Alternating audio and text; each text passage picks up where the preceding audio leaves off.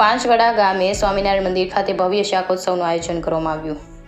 આટકોટ પાંચવડા ગામે આવેલ સ્વામિનારાયણ મંદિર ખાતે શાકોત્સવનું આયોજન કરવામાં આવ્યું હતું, જેમાં આટકોટના સ્વામિનારાયણ મંદિરના સંતદાસ સ્વામી દ્વારા ભવ્ય સત્સંગ, ધૂન, ભજન, કીર્તનનો લાભ આપવામાં આવ્યો હતો। તેમજ પાંચવડા જીવાપર, આટકોટ, ગુંદાળા સહિત આજુબાજુ વિસ્તારના ભક્તજનોએ આ શાકોત્સવ મહોત્સવમાં ઉપસ્થિત રહ્યા હતા। સંતો દ્વારા ભક્તજનોનું સન્માન કરવામાં આવ્યું હતું। મોટી સંખ્યામાં ભક્તજનો ઉપસ્થિત રહ્યા હતા। પાંચવડા ગામે સ્વામિનારાયણનું નૂતન મંદિર બની રહ્યું છે, જેને લઈ ભક્તો જન્મમાં પણ ભારે ઉત્સાહ જોવા મળ્યો હતો। બાજરાના રોટલા અને રીંગણાનું શાક ભક્તજનોને ભગવાનનો પ્રસાદ મીઠો લાગ્યો હતો। સંતો દ્વારા ભગવાનની આરતી ઉતારી હતી। કરશન બામટા, આટકોટ।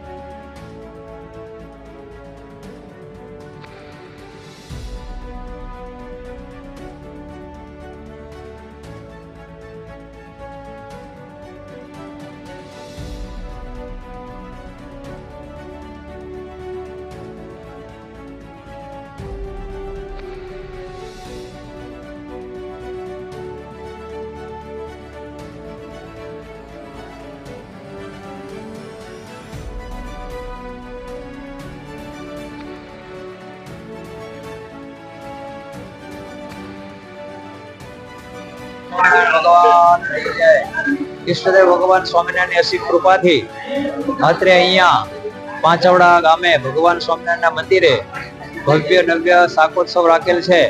તો ત્યાં બધા દેશાંતરોના બધા ભક્તો જીવાપર, આરચિયા, પછી જસદણ, વીરનગર, પાંચવડાના બધા ભક્તો, આટકોટના બધા ભક્તો, ખૂબ બધા ભક્તોએ આવીને ધૂન, ભજન, કથા, વાર્તા, કીર્તન, સત્સંગનો લાભ લીધો અને ભગવાનને સરસ મજાનો ઉત્સવ કરીને ભગવાનનો પ્રસન્નતા પ્રાપ્ત કરી છે।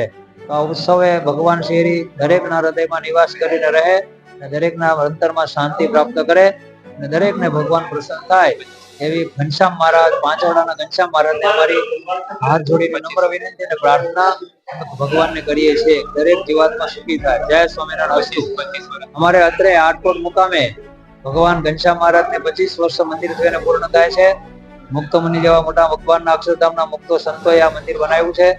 તો એ મંદિરના 25 વર્ષના રજત જયંતિ મહોત્સવે દરેક ભક્તોને હાજરી આપવી 19 મે થી 25 મે આ 7 દિવસનો ઉત્સવ છે। તો દરેક ભક્તો ઉત્સવમાં જરૂર રજત મહોત્સવમાં 25 વર્ષના પાટોત્સવમાં આટકોટ મહારાજ શ્રીને પણ ઉપસ્થિતિ છે, બધા ભક્તો હાજરી આપે। જય સ્વામિનારાયણ।